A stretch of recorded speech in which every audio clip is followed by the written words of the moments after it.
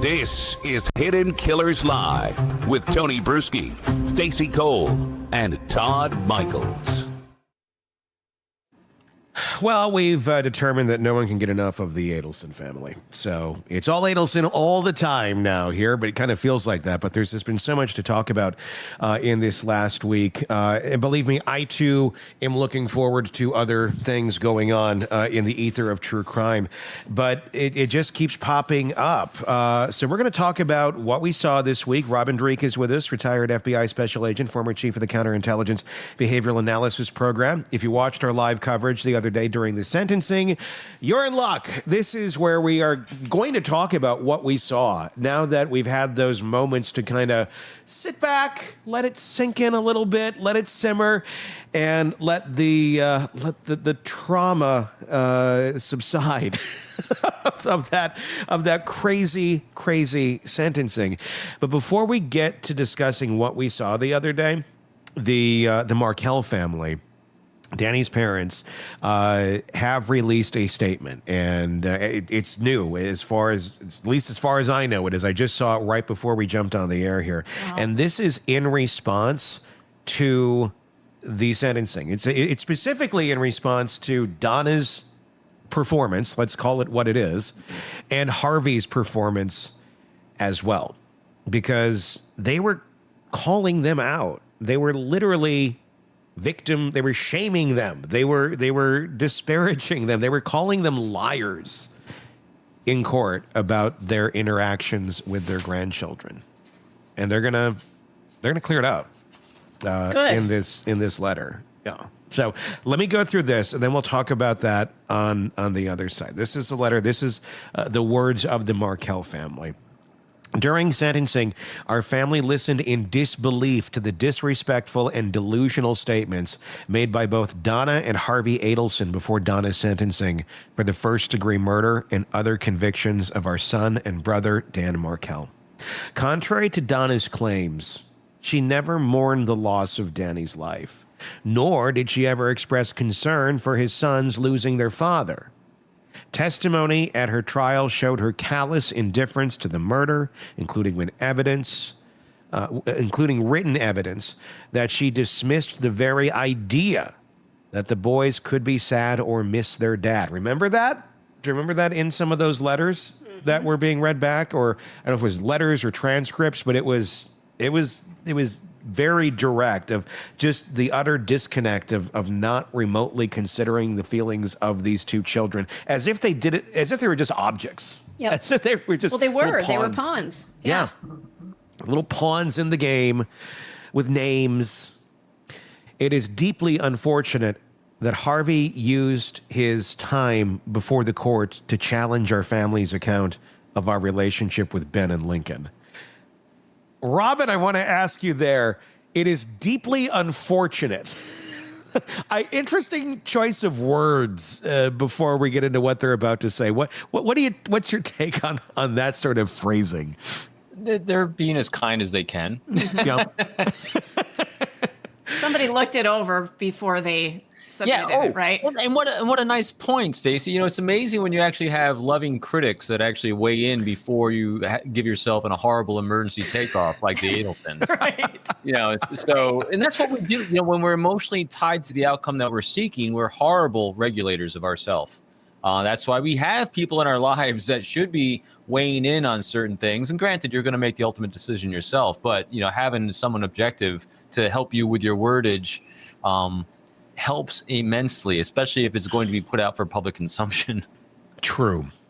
It is deeply unfortunate that Harvey used his time before the court to challenge our family's account of our relationship with Ben and Lincoln. We will set the record straight. As we have in court and elsewhere, our family was cut off from contact with the boys for 6 full years, from the moment authorities implicated Adelson family members in Danny's murder until 1 hour after the Florida legislature passed the Markel Act. Since then, our interactions have been limited. So just think about that for a second. The Adelsons get implicated in the murder of their son. And then they're not allowed to see their own grandkid. The kids are basically being held hostage by the Adelsons at that point. The very family accused of killing their father. You know, what's interesting about it too, Tony, you know, going back to the language that they used regarding, you know, deeply disappointed or whatever it was. So Yeah. they're using language that is very pragmatic and cognitive and thoughtful, not emotional. And so they're setting the stage for them to then lay out, setting the records, because they're not giving a little hijacked response to these things. So again, the Adelsons undone themselves. No one's listening to what they're saying. They're just raving lunatics. And then here you have the Markells kind of laying it out. We could have this highly emotionally hijacked response to this, but we're not. We're maintaining calm, cool, collected. Here's the facts. And so people consume it a lot better than otherwise if they just... Now, granted, people would have totally accepted an emotional response, but they're doubling down on, hey, we're the really thoughtful ones in this one, and these people are lunatics. God. Since then, our interactions have been limited. And this is their account. This is them saying what is going on today, basically, with their interactions with their grandchildren as facilitated through Wendy and the law. They literally had to get legislation passed to see their grandchildren named after them. That's commitment. And I hope those grandkids, they someday look back when they're adults and understand all of that to like actually go, well, yeah, they're actually, my grandparents had to get legislation passed because my family, my murderous family, did. That's going to be so much to unpack for them someday. So much. Can't imagine. Continuing on, since then, our interactions have been limited mainly through Wendy's supervised Zoom calls and short visits. Wendy refuses to share their address, and gifts we send must be mailed to her lawyer's office. Okay, this is from the Markells, so this is their letter. Wow. You know, if that's not true, then, you know, Wendy can say something. But this is according to them. This is not like a court statement or us independently verifying. This is their letter saying this. So if that is true,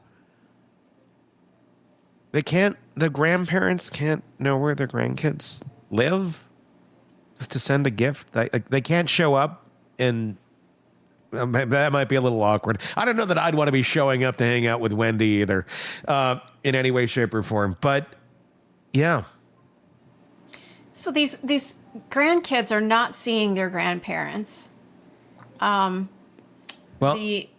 there's a little visit. We'll talk about that here in a second. Okay. But they don't have the address.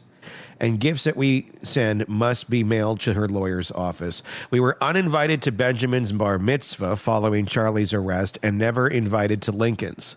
We grieve the years lost and the years ahead without independent and direct contact with them.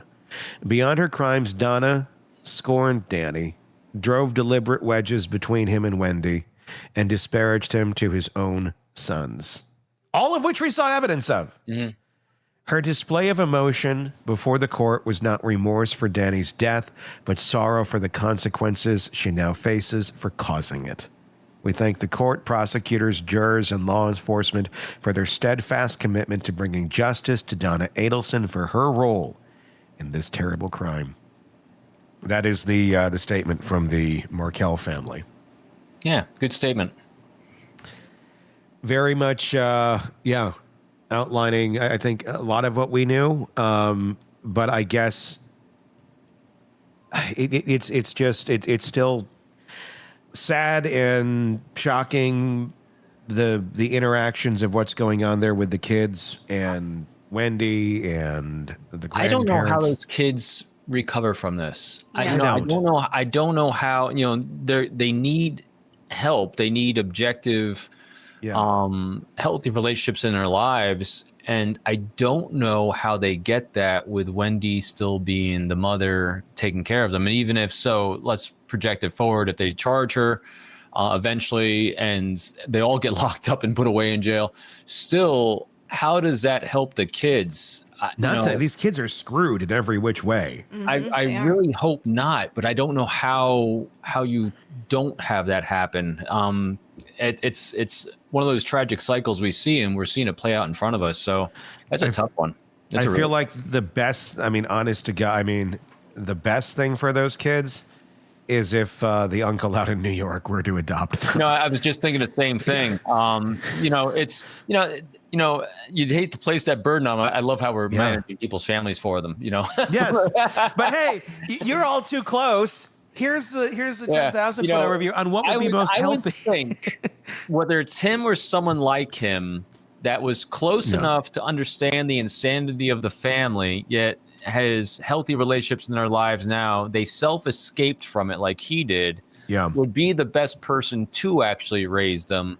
Because, so say the grandparents, were able to get them, still, that they were the villains in this whole story. Yeah. And so again, would there be love or would there be resentment? You don't even know how that would be taken and how they'd portray things.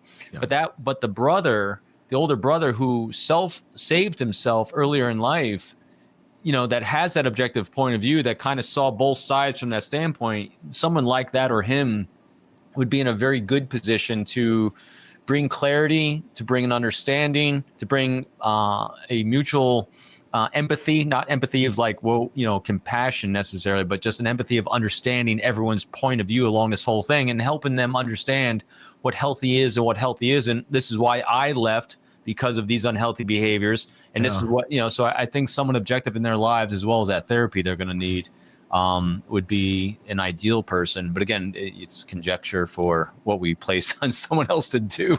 Yeah. I'm curious, if Wendy were to be charged, where do those kids end up?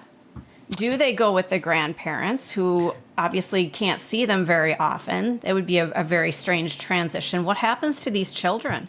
Well, it's probably whatever Wendy has lined out in paperwork, in a legal statement. Basically, it would be like what I have if I were to die, where I have it lined out, where my daughter would go. In a case like like this here, there is Dan's not around, so it would be her wishes that would be granted on this, unless they weren't lined out somewhere. So it would be maybe a family member, maybe a friend, maybe it'd be someone she trusts. That's what you're going to do with your kids ultimately. No matter how, look, at the end of the day, no matter how evil all these people are, they do care for the well-being of those kids, just in a very, very unhealthy way. It's distorted. Yeah. Which kind of gets me to, so getting ready for today and doing our deep dive of trying to understand the craziness of the Adelsons. All these things in every case we cover, and especially this one, it really comes down to an overuse of what we're all trying to do as a species is control. Mm-hmm. And this came down to control. And so actually, it's a part of our evolutionary mechanism, actually. And our brains were, so this is what it is. So this is what drove these behaviors that we saw on full display in that echo chamber of it with all of them. That is, our brains are wired to solve problems through control. And because that control trait has been evolved for hundreds of thousands of years, because we, in order to survive at that primal level, we had to control fire, shelter, food sources for procreation, because if we couldn't control those things and feed our children would starve. And so we've had this need to control our environment as a species for more than anything else on this planet. And so when it hits that excess, obviously here to the unhealthy level, then this craziness happens. And it was on full display. And when people threaten that control, that's what we saw in the courtroom. And part of that too was, as I was thinking about this, all these people that were, standing up for her.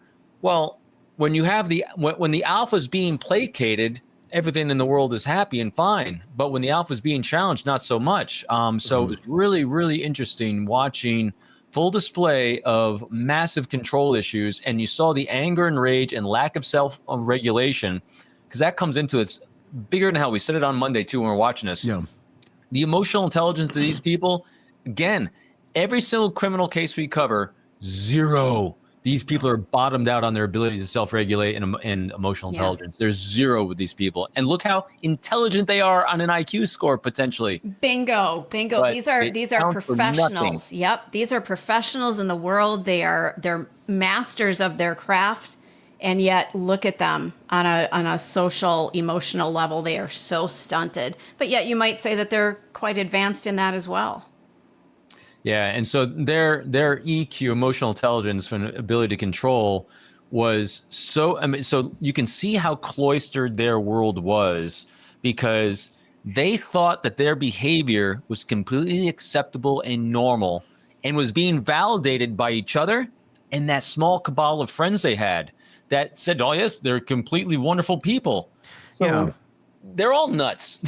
I want to talk about that a little bit, because that was such a bizarre moment in that trial. There was a guy that came up. He was like a former legislator, a former physician, a former Domino's pizza driver, a masseuse. He's a doctor too. He's a PhD. Yeah, I mean. I'm being he legitimately was a doctor. He went on he gave his credentials for about 5 minutes. Yeah. And it's like no one cares. This is he came into that, it seemed, feeling that because of who he was, or who he thinks he is, who he's built himself up to believe he is, that should somehow, his opinion should somehow override the jury, override the rule of law, override all of these convictions for this family, because you knew them 20 years ago, and you haven't had much interaction since, by his own admission. But because she was a nice lady back then, I was blown away by that one. He said, "Look how smart I am. I'm smarter than everyone in this room. I know this person. I haven't seen her about 20 years, but I'm the smartest person in this room. And judge, this is why you're wrong. Listen to me." I mean, that's exactly what I just paraphrased exactly what he said. And we're watching this and saying, "You're a nutter too." So as soon as I saw him, I'm like, wow, this tribe of nutters they all flock together. And so anyone that touches, so here's a good rule of thumb for everyone that's watching and everyone in your life. If you see one crazy, and you see two crazies together, stay very clear of anyone touching them saying they're good people. No, they're not. You know, the nutters flock together like this, and then you get a bowl of nuts. And just don't eat the nuts. Just stay away. What's interesting about that is so often you would think that their constant need for self-importance would just like be magnetically opposing of each other, because they need that individual spotlight. Yeah. But narcissists do seem to travel in packs. And I don't know. And I also think they have their lanes. And so I think they validated each other in each other's lanes on this one. So you wouldn't battle dad on this, and you wouldn't battle mom on this. And so we know how not to get them upset. And you found out where their lanes are at, because, Donna will pour on her fake, exasperated face. Yeah. Isn't that just ugly? That was so practiced. So she flipped that switch when she was in her lane of wanting to control, and then she flipped it back off again. And she did it during the sentencing. It was so amazing to watch that face come out, and then you see her glance up, glance around. Anyone looking? Who's looking? Where are the cameras? Okay, I can turn it off now. Yeah, that's it. What a horrible fake face. That is a practice face. Years and decades of reps saying, this is my face of control. I control my family. I control the people in my life, because no one wants to look at this face. I get people to do what I want them to do, so they don't have to look at this face. And she's been doing it probably since that face was like 8 years old. As soon as she had her first positive response to what she wanted people to do by making that face, because that's why babies, we cry. Yeah. Babies cry because they need something taken care of, and if they don't get it, they'll stop crying and move on to something else. But when a behavior is validated and rewarded, we keep doing that behavior. So her family of nutters. I keep Nutters. saying that. I gotta find It's another word. nuts. accurate, though. Of the mixed nuts variety. Kept getting the mixed nut variety. Got reactions. We're given reactions to that face. It just became part of that family dynamic. And when we see the face, so they can even preempt it. They knew to switch their behavior up. If she even started that face, we don't want mom to look like that. Yeah. Move.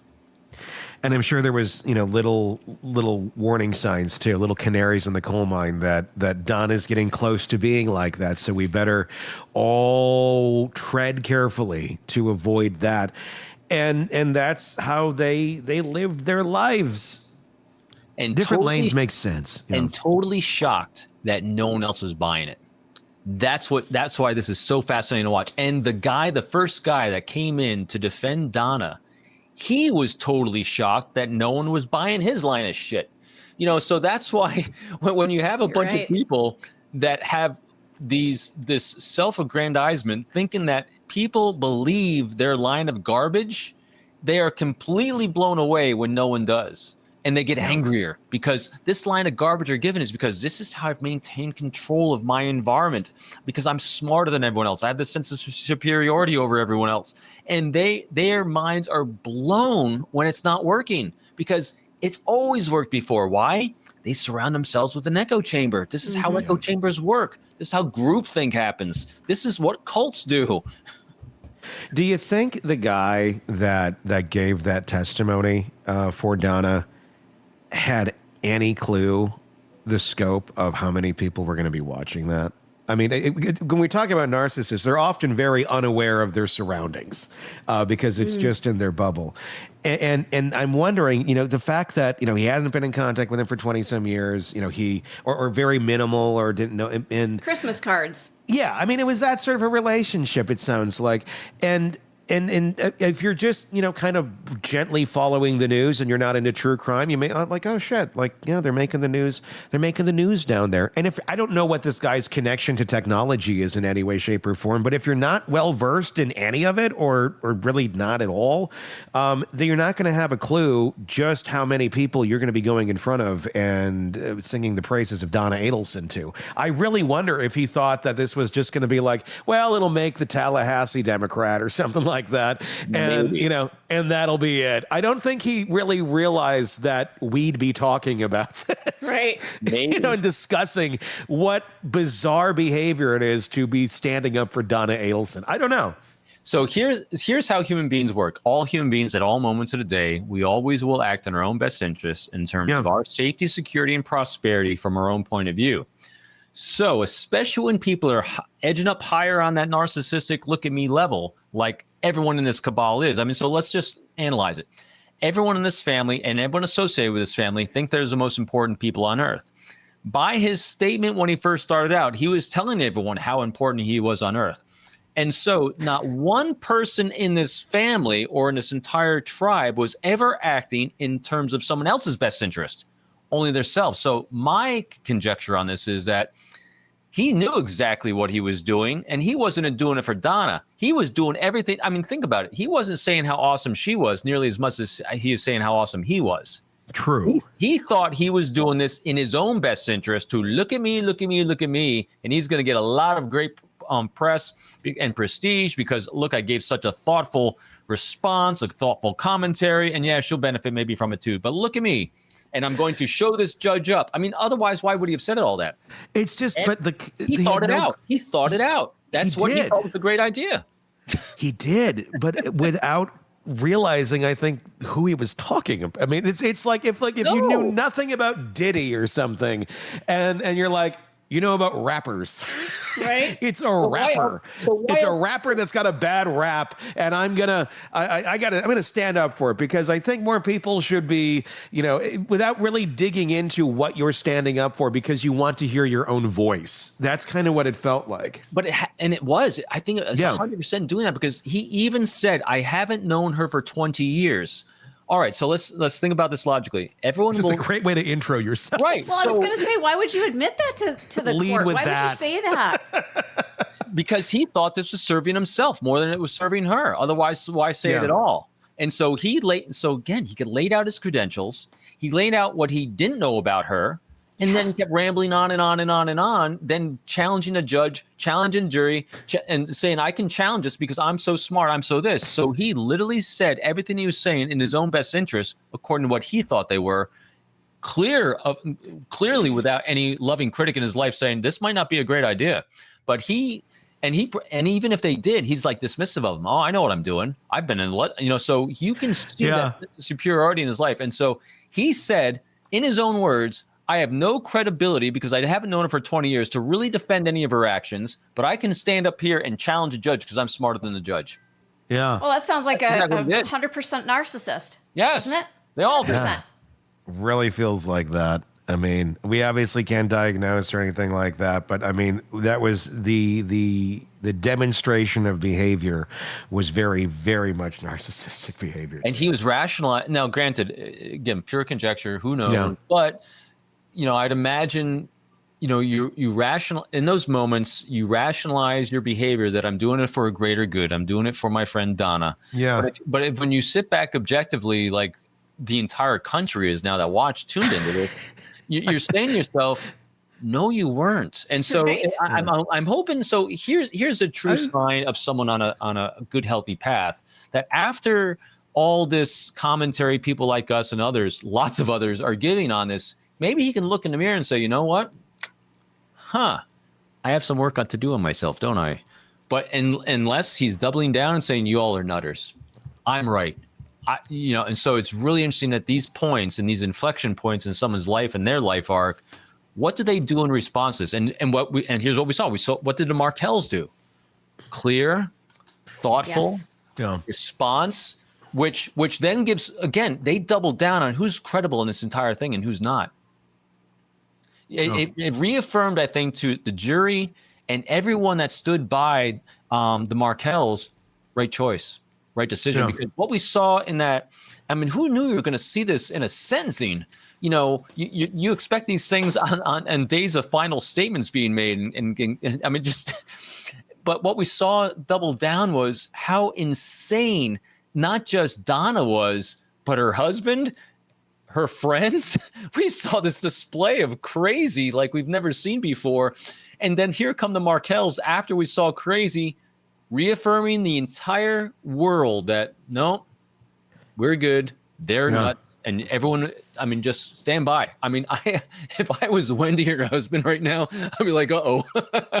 Yeah. Yeah. Uh-oh. I don't think good things are going to be coming to those who wait. And the older brother's sitting there saying, thank God. He might have been second guessing himself in parts of his life about removing himself from that family. He's probably saying to himself, oh my God, that was life's biggest bullet I just dodged. That was a shot coming out of a tank that I missed in my life. The validation he must be feeling that the entire nation, the entire world has seen the crazy, and he probably is just sitting there going, I told you guys they were nuts. Yeah, I mean, I just did a piece on this, and it's going to air Monday, about why Donna resonates with people so much. Why are so many people passionate about this case? Why were so many people, just so eager to literally watch like a 40-minute video of her in a van with little to no audio, shaking, and just watching her micro expressions along the way. Because it's cathartic. There's a narcissist in a cage. And so many of us have had these people in our lives, and they just destroy the cage. They gnaw through the cage. Then they go to your house, and then they eat everything and destroy everything and rip apart your shit and destroy your emotions and your life. And then they just move on to the next thing. And you're like, can somebody catch this fucking thing before it destroys another life? Because they're just out there. We love saying to ourselves, as bad as my life is, it ain't that. Exactly. Yes. Exactly. And honestly, and thankfully, in so many ways, we don't end up with all of them in cages. I mean, because that means they're not necessarily going to the extreme lengths of murdering people like the Adelsons. But the damage that they do in far greater numbers to the living, and to the emotional psyche and well-being of all of those in their wake that we become the sources of for their narcissistic fuel. It is strangely gratifying and pleasing to watch one in a cage in captivity that's trying to gnaw their way out, and they can't get out no matter what they say, no matter what they do. It's just kind of like, oh, what do you got next? Do another trick. Is that what you're doing there in the cage? Look at them. Look at them think what they're thinking. They still think it. Yeah, because I see Sharada's comment on the side too. And yeah, I think definitely part of this is also finally seeing, because we cover so many times when the criminal justice system is just abhorrent sometimes. Yeah. We're seeing it actually work, and we're seeing it work really well. We're seeing a great judge. We've seen so many poor judges, over the last couple of years we've been doing these things. Here's a great judge really keeping people in their place, delivering great justice to people who clearly need it. Because, I mean, how many times have we seen crazy, unhealthy people get off on things or get reduced sentence? I mean, it's a big reason why so many of these cases are in the public venue is because they're so abhorrent to watch. But this is one, finally, we got some great justice, great judge, great attorneys on the prosecution side.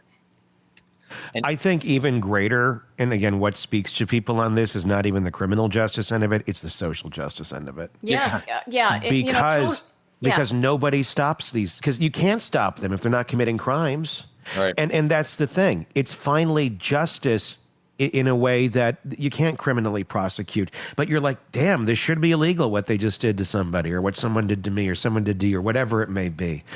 And like I was saying, they just flutter on to the next thing, and you're just kind of left to pick up the pieces and go, okay, I'm gonna hopefully be healthy and move forward. And they just go on and create more chaos for others. And if they come near your life again, oh, it's a windstorm, and without any sort of accountability. This was finally social accountability for that sort of behavior, and it spoke to a lot lot of people. And that's I love these things, and I love these things so much too, because we can all, I'm a glass half full, and so we can take a moment of severe pain and trauma and loss that a family suffered and make it a learning point for us all about who to avoid in our lives and what healthy looks like and what healthy doesn't look like. Because I'm sure there's so many people that can identify and know people, not maybe hopefully to the extremes of the Adelsons, but this is hopefully validation for those people. Say, hey, you have permission to not allow these people in your life, right? Because they will destroy it and think it's all very good, and they will manipulate the living hell out of you. They're going to make you feel guilty for it and all these things. But no, you stay away from these crazy people, because they're bringing you down their crazy road of nuts, and they're going to destroy you along the way. And really, until you've lived it, you don't know it exists. You don't know the gravity to it, and that's why so many get sucked into it, because you just don't see it, or you haven't experienced it. Levers of manipulation against you, no doubt. Yeah. Well, Tony, I think the three of us here, excluding Robin, because Robin hasn't worked in the radio industry. Todd, I know we've all worked in the same place. I'm not going to say where, but we have all experienced this. So there's a little bit of, I guess, vengeance in our brain of, we'd love to see a certain narcissist get into trouble. So I don't even my world is not even thinking about that anymore. I know you're not, but it's personal. I did spend over 30 years with the government. Yeah. Well, good point. Good. Touche. Oh, there's that. That. Yes. One of the biggest reasons I have the ability to see crazy is I've been around it my entire life. Yeah. I think you dropped the trump card on that one. Yeah. We are talking about the Adelsons, Donna Adelson, Charlie Adelson, Harvey, Wendy, the whole clan that's coming to ABC Saturday nights for a feel-good comedy that you've never saw coming. Wouldn't that be great? Right after Dr. Quinn, Medicine Woman. We're talking about what happened in court the other day in the sentencing of Donna Adelson, the reactions from their friends, their acquaintances, their flying monkeys that gave their victim impact statements despite being on the side of the perpetrators of the crime. And also just the reaction from the public, the reaction from anyone who had an unfortunate chance of observing this circus. I want to go and I want to review the Harvey tape. This is Harvey's testimony in court the other day. It's a shorter one, and then we'll talk on the other side. But let's relive the magic of Harvey Adelson trying to stand up for Donna. Oh, I love this. Do you swear or affirm the testimony you're about to give will be the truth? Yes, I do. You can lower your hand. You may speak. Thank you, Judge, and respected officers of the court for allowing me to speak. I have been Donna Adelson's husband for over 50 years. My wife sacrificed everything so that she could pour her heart and soul into our children, our grandchildren, and our marriage. This summer was our 54th wedding anniversary, and I had to spend it without her, hand in mine. She has done nothing wrong, and yet is being punished for a crime that she did not commit. I thought we lived in a different kind of world, but I guess I was wrong. I have listened, watched, and sat in the courtroom for the entire trial, and I could not help but scream in my mind by the witnesses that were brought forward by the prosecution who told outright lies. I didn't know that you could lie in a courtroom, but apparently you can. Danny's parents contend that they have never seen their grandchild. But for years they say they've never seen her. But Wendy has shared with me pictures and videos and letters from their visits. They have suffered immensely at the loss of their son, but they also contend to tell lies to the court about our grandchildren. Donna has always been a loving and caring wife. You tell him, She's Harvey. innocent of the charges. You tell them. A biased judge I wrote it for you and last night in jury the cell. were influenced by years of one-sided news pieces and social media. Doctor, Miss Wolford, this has nothing to do with the character of the defendant or the sentencing. Yeah, here we go. May I What do did my you write job? here? Yeah, let's see what you wrote. Let's see what's left when she's done Xing things out. This is my favorite part. Jennifer says ChatGPT Okay. at its finest. She's right. This last line right here, only that. That's Yeah. all you can read. Donna did not keeps going. participate in the heinous acts that she was convicted of doing. You are sending an innocent woman Jesus. to prison. You have taken my wife and you have taken my life as well. And for what? This is not justice. It is vengeance, and it is wrong. He didn't even thank the Academy. What an asshole. That's what I love. So every time the lawyer went up there to look at and edit, nothing changed, and they kept going. I just think it was a big vroom, vroom. Like, So you the can't thing- say any of this. Just this I last know, sentence. but the thing I really loved even more is how he implicated Wendy by saying, Wendy showed me videos, she showed me, and I'm like, oh, wow, he just threw his daughter under the bus. It's But like, again, oh, why really? did I that- haven't seen those yet. Time to go get those. If that were true, why didn't that come out in Good the point. trial? Like, 'Cause why? it's not. I know that's the point. Like, There it is. if that was true, then that should have been brought out in the trial. Yeah. and just to rely, I mean, and what a weak statement too, of like these grandparents are saying like, we haven't seen them on any regular basis whatsoever or at all for 6 years. And he's like, I've seen pictures. And you've seen some pictures, okay? When were the pictures taken? Was it just like one occasion, or like what are you talking? I got pictures. And prosecutors going, oh, I want to see those pictures. Yeah, let's see the pictures.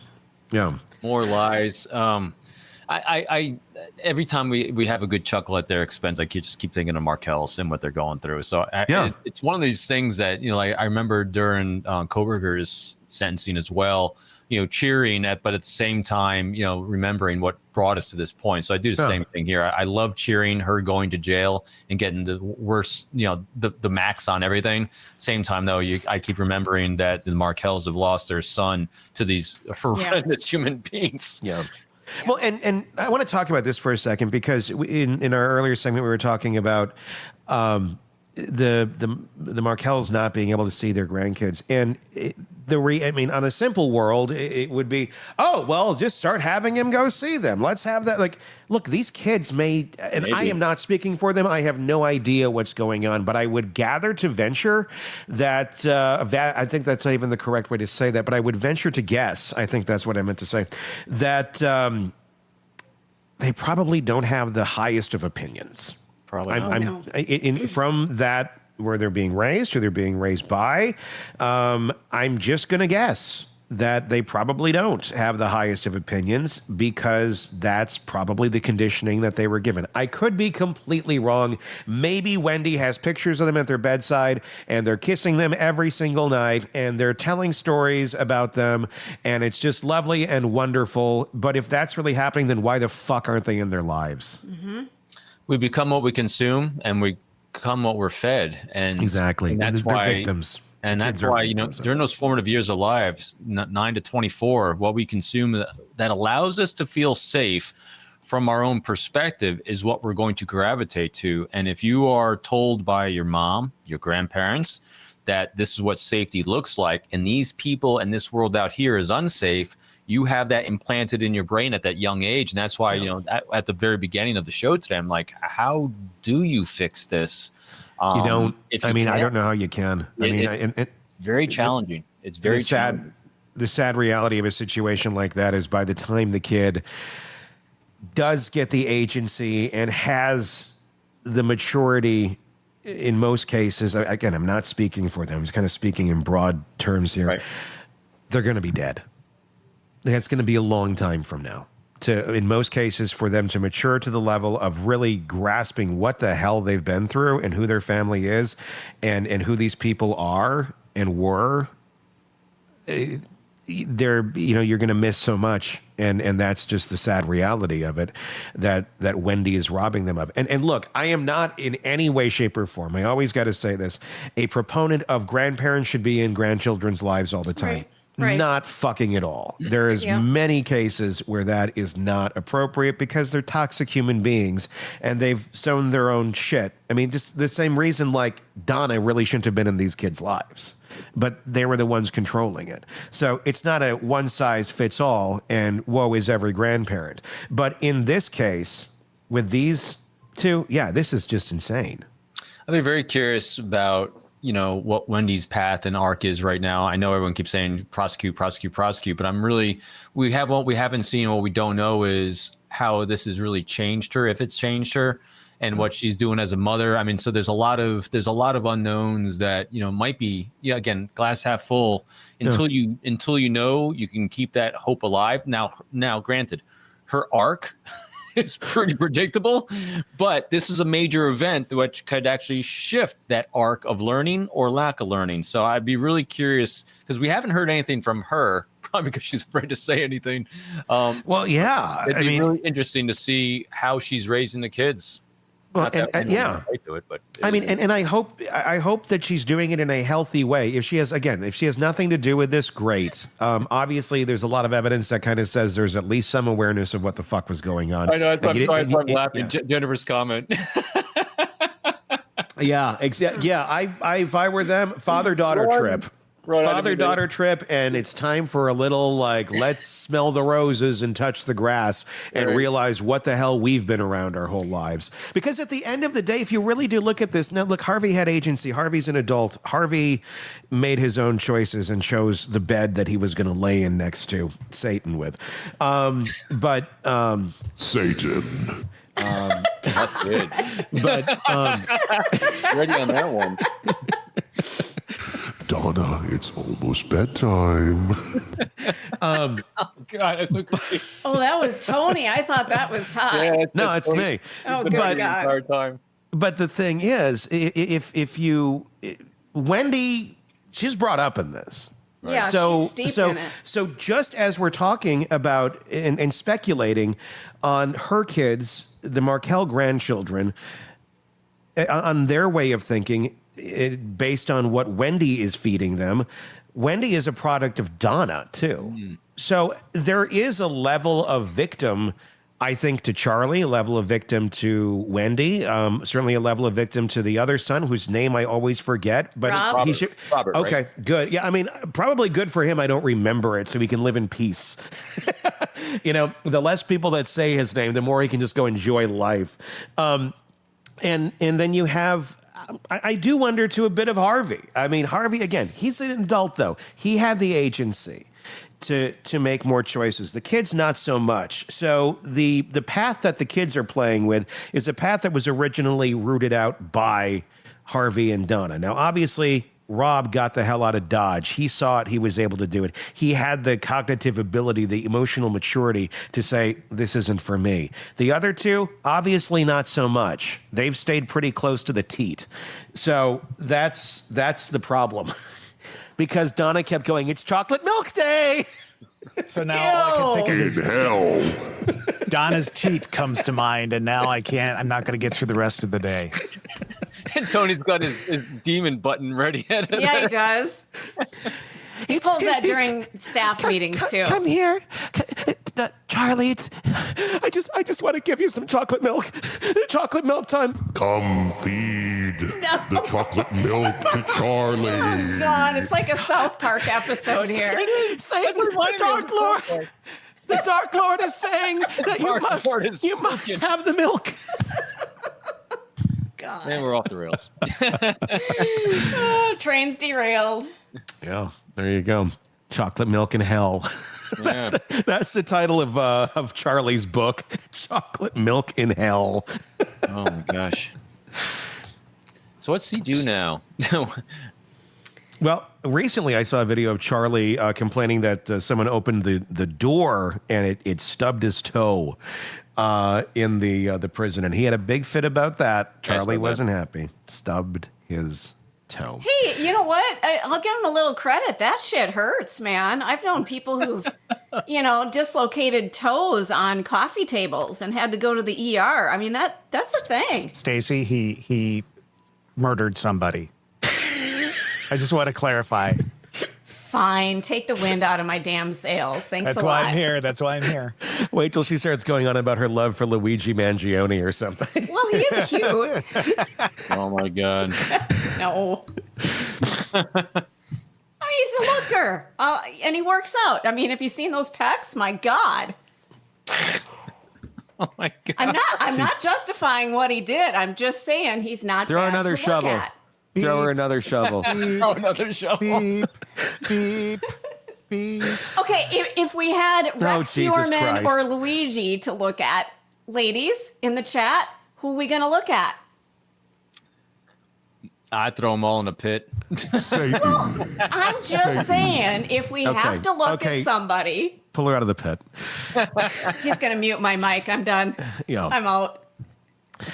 So that's where the whole Adelson world sits now. Do you think that the reactions that they gave in court the other day are going to? I mean, obviously, they're not legal reactions. There's nothing here that constitutes any sort of breaking a law or reaffirming any sort of wrongdoing, but in terms of the motivation of a certain prosecutor named Georgia Kappelman, when you're being torn apart by people who are unindicted co-conspirators, or one of them doing that, I don't know. It might put a little fire in my behind to be like, I was looking over here at your daughter, but I might want to look your way a little bit now too. Yeah, so what'll probably happen, so the prosecutors definitely know these personalities. They've talked to him. So what they saw on display at the sentencing was probably not a shock to anyone on that team. They've seen this before. It's just the first time we've all seen it. And so it wasn't a shock to them. What it'll be interesting to see, because of the public outcry now of saying, oh, you got to go after these people because there's a lot more here than I think the public knew potentially.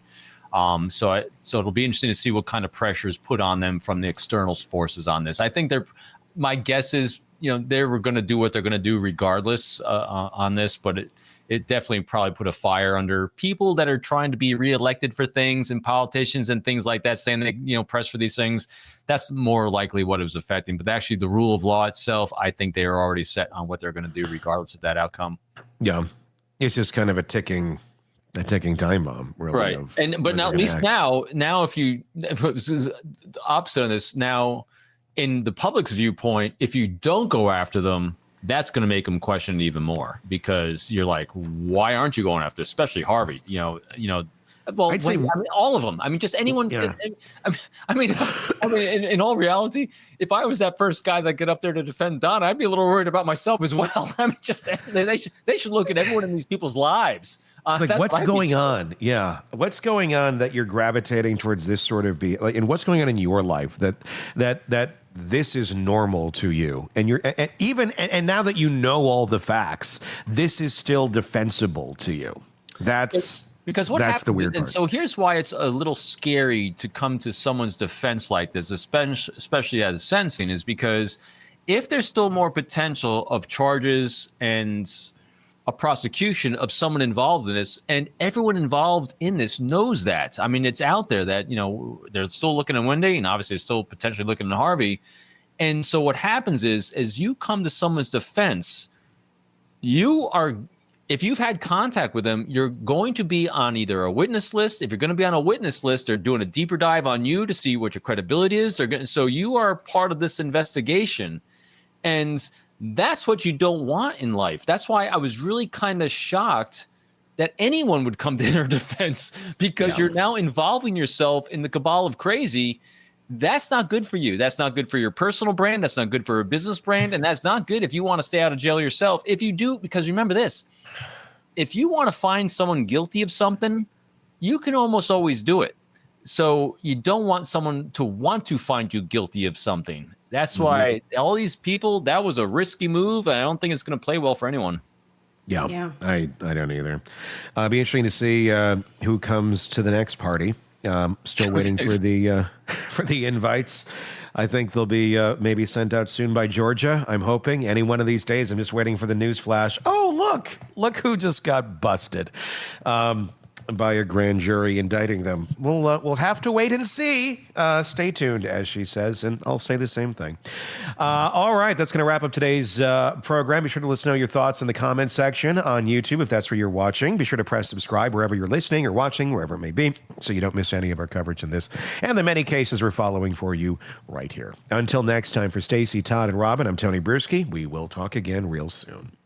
Want more on this case and others? Then press subscribe now and don't miss a moment of true crime coverage from Tony Brueski and the Hidden Killers podcast.